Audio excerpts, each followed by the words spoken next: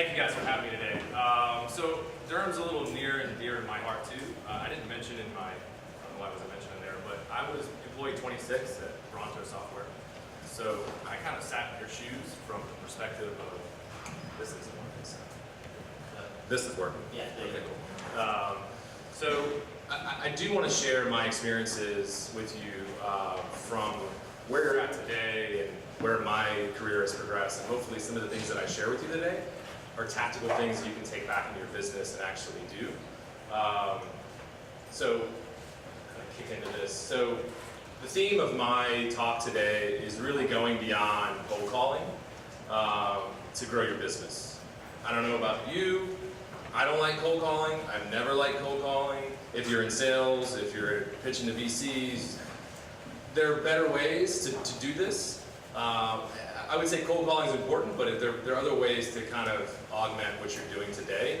So what I'm going to be able to do is share those experiences that I have and some tactical things you can take back into your business today.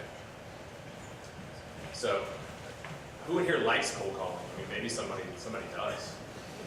See, that guy likes cold calling. So he's probably very successful at that, so you can probably talk to him about cold calling. I'll share a little bit of story. So I was employee 26 at Bronto. I started there in 2007, left in 2012, helped start their account management team from scratch. But what I learned through that process is that there are other ways to kind of help the company grow. And one of those things was, how do I understand what my customers are doing, what ecosystem they play in, what are potential partners that I can talk to that complement what we do. So I'm going to give you guys some methodologies and some strategies on how to find those people, how to talk to those people, and how to co-sell or co-brand whatever you're doing so that you can grow your business. So one of the most recent kind of stories that I'll share with you that you can kind of chew on a little bit is, I like to talk to my hands, so if I don't talk with this, can you pick me up at all? You guys hear me? Yeah. Do I need this? Probably not. So I started at Marketo in 2015. I was given 50 accounts. They said, across all different verticals, they said, you need to go and find how to get into these accounts and sell to these accounts. And I also had a quota of $1.2 million that I had to close by myself. So I'm looking at this. I don't like cold calling. What do I do? So over the course of 2015, I started looking into what are some things outside of Marketo's partnership channel strategies, what are some companies that I can start building relationships with first, rather than just hitting the phones and just dialing for dollars. So I developed about 5 to 6 partners over the course of 2015 to set myself up for 2016. I hit my number in 2016 by June. I was top 5 in Marketo's enterprise sales across the entire country last year. But 70% of my deals came through partners. Co-selling, co-branding, the ability to do that is very important. I haven't made a cold call in 4 years because of the network that I've built through partnerships. And it's extremely important to do both, but I think that this methodology is not only made me successful, I've seen other people that have been very successful doing this. In fact, I stood up in front of our executive team in Q3 and gave my quarterly business review, and I literally said to them, I haven't made a single cold call this year, and their jaws dropped. But I was number 3 in the company in sales. There's a reason, there's a methodology that I use, and I'll share that with you guys today, and that's really what I want you to be able to take out of this. So kind of the agenda today is first talking about what is partnership selling, how does that work, what is the best practices there, what are the different channels and strategies from a partner perspective or a channel perspective that you can actually do and use today. Talking about real world partner selling, I kind of went into that instead of selling alone. And ultimately, what does that mean for you? There's a diverse amount of people and companies that are in this room. I really want to hear what has been working for you or what you're trying to do. Ultimately, I want to be here to help you, and if I can help you in any way after the fact, certainly want to engage with you and even the community. So, and I'm also going to give you 3 things that you start doing today? So, I know you probably can't see this slide, but this is something that I started developing or kind of working on is how do I actually, I'm kind of an operational type of person, so I like to physically know how to do things. And this will be a leave behind for you as well, but there are certain nuances to how partnership selling works, whether it's knowing your kind of account profiles, but really it's about developing a relationship. Anybody in here can go out and talk to someone. There are different areas and ways to do that, but once you've started doing that, I kind of like this model, and it's really worked, for a number of companies, just because there's a mutual benefit to all of this. Sorry you can't see that, but I'm kind of getting really into some of that stuff. So some of the different partner strategies today, let me throw it out to the audience right now. So is anybody doing and building partnerships today? Is anybody working within, so tell me a little about how you've gone about that or how you're doing that today. Has it been effective in your business? Yeah. So tell me what your business is, I guess, too. Yeah, I'm at Archive Social. So okay. We work with a lot of government and financial institutions around the country, but we focus on social media as a niche, and there's kind of this broader archival that people need to do. So we partner with a couple of companies that kind of provide that complete solution, but then we integrate with their solutions in order to do that. Sure. So it's been useful, but I wouldn't say that it's been a main driver of our business. Sure. Okay. When you say it's been useful, what do you mean by that? Like it's like how are there any specific examples that you would say that? I think it's enabled us to compete for larger deals, right, that we wouldn't have been able to have access to. Those companies are complementary to you. Right. They may have a broader reach than you do. Right. And that's kind of the point of this, right? It's how can you work? How can you have less but do more? And these people are enabling you, and these partners are enabling you to have more feet on the ground, potentially, right? Or their software or their people or their services really enable your practices to be even richer. So like you said, you have an opportunity now to expand your business presence, even deals that you thought you may not even get. So I'll give you guys some examples, but of how you get into those and how you do that. So there's kind of 4 or 5 different levels of companies you can work with. There's a resale model, there's a co-sell company level, there's a co-sell rep level. This to me is the most important thing. Your companies, you guys are either working at startups or you're working at establishing companies. It's all about an individual experience with them. I have not had any success with a channel organization that just says, you need to go work with this partner, and here's how you do this, and you still have to go and actually work with that person to really engage and understand their business and what they're trying to do, so that you guys can mutually go after things. So I think building an individual rep level kind of connection with a partner is probably the most important thing that you can do, especially at the stage of.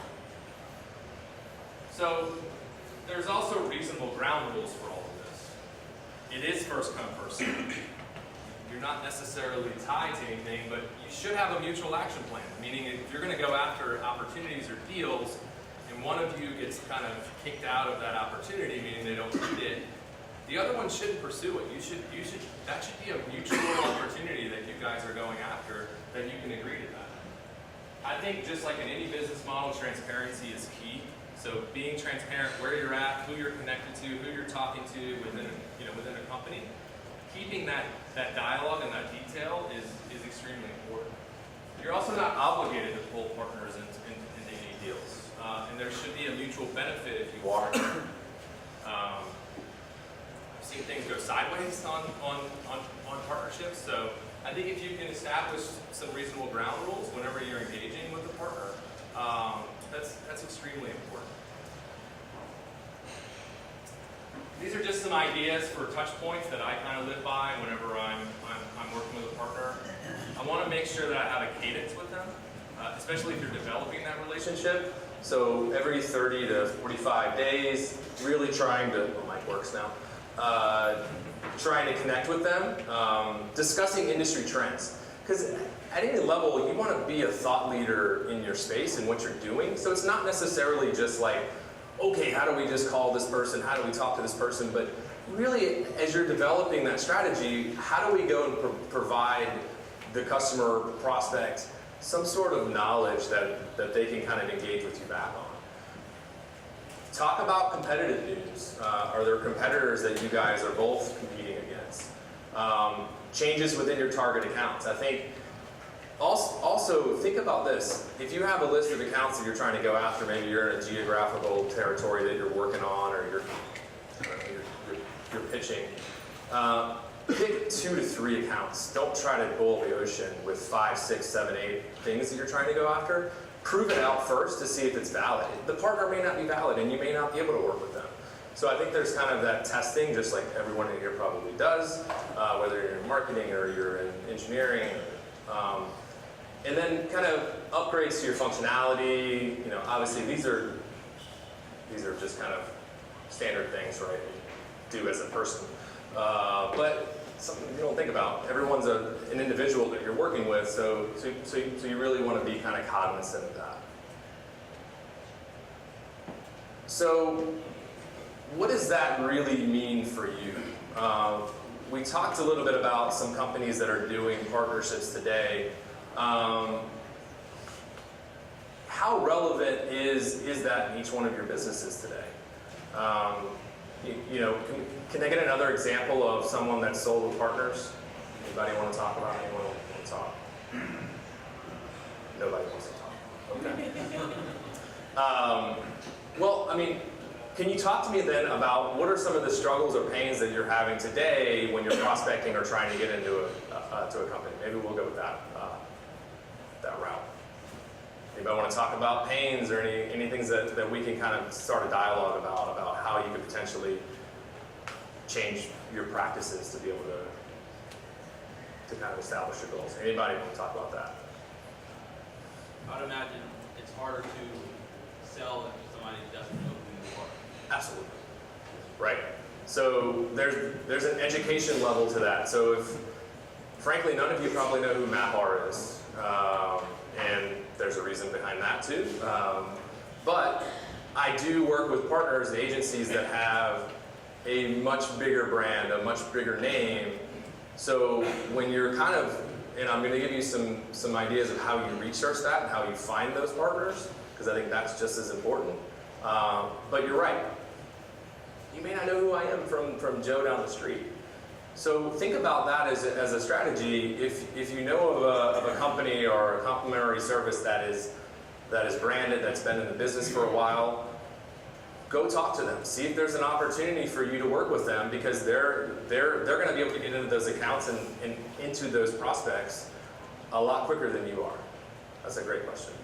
And I have to use that today because no one knows who MapR is.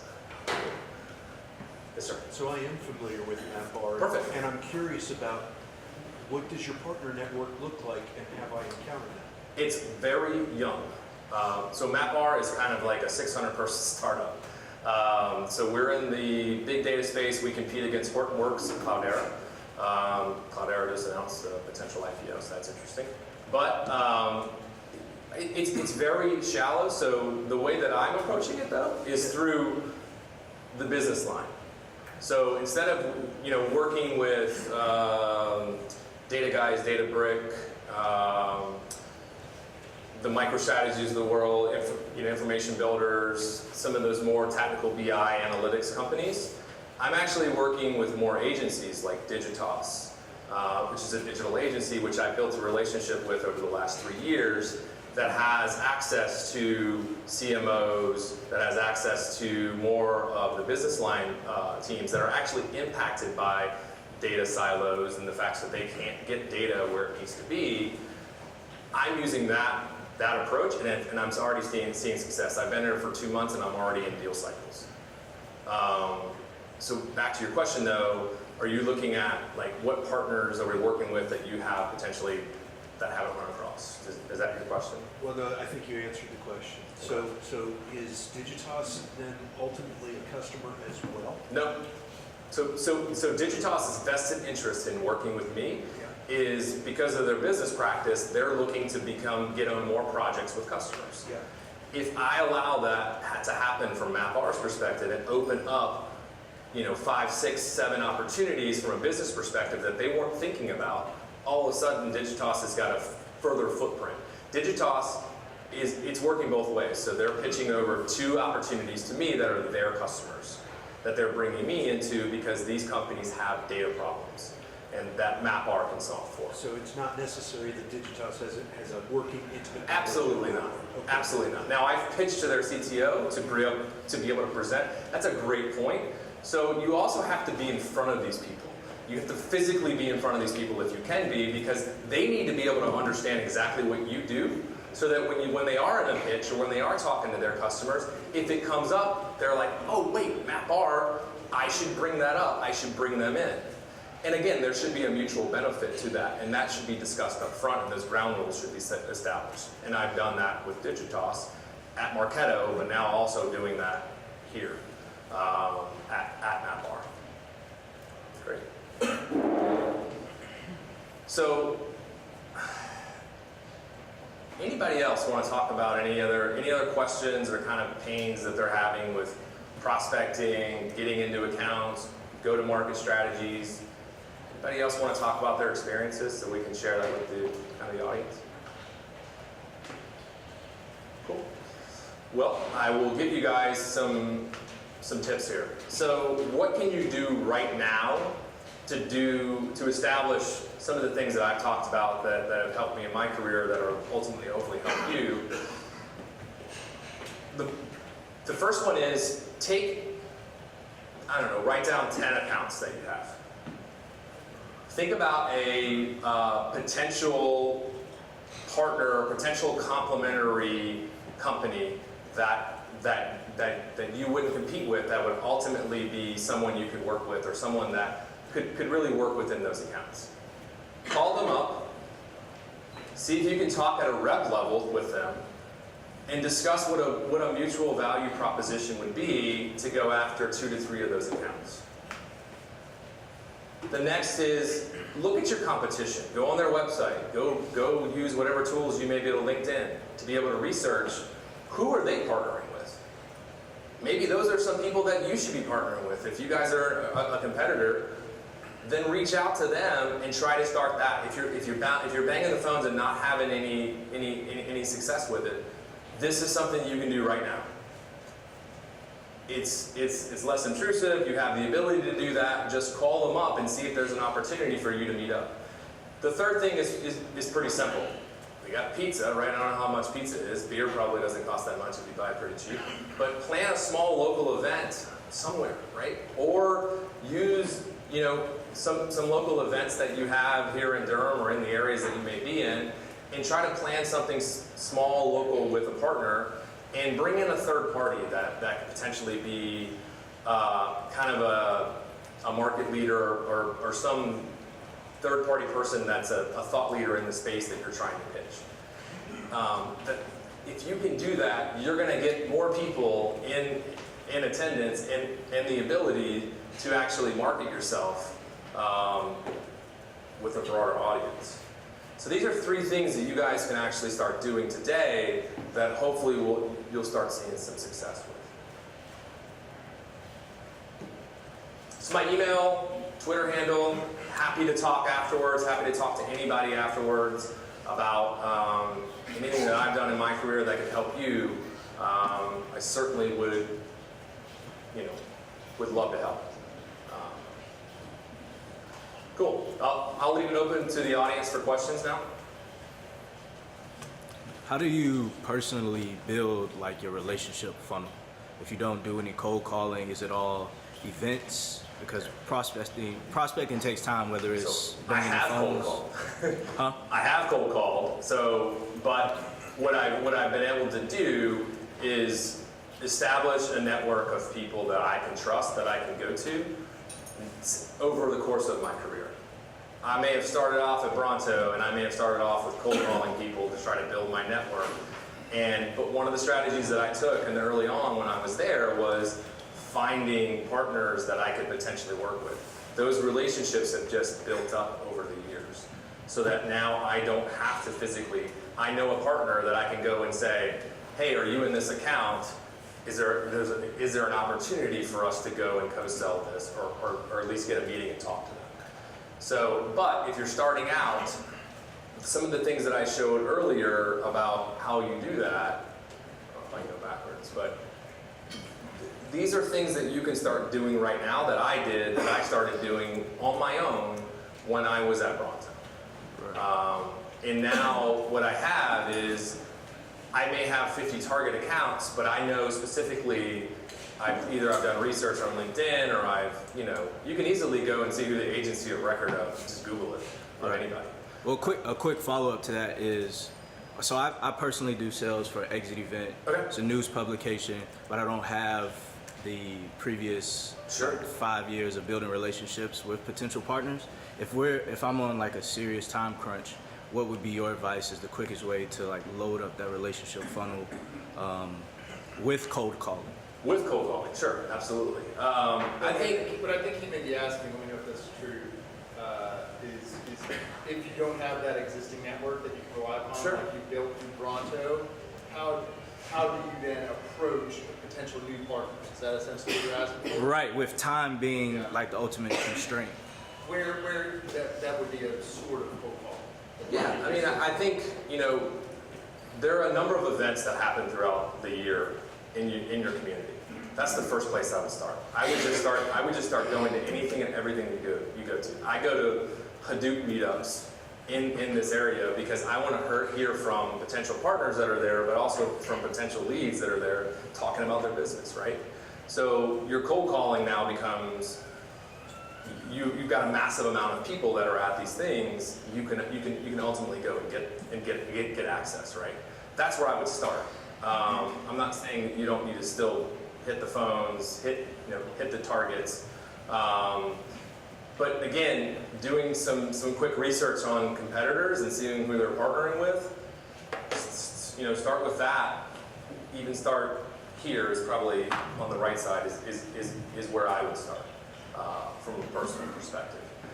The time crunch may be inevitable to your business, so I certainly understand that, and I don't know that I have an answer for time crunch, but I do have an answer for actually starting to build this from scratch.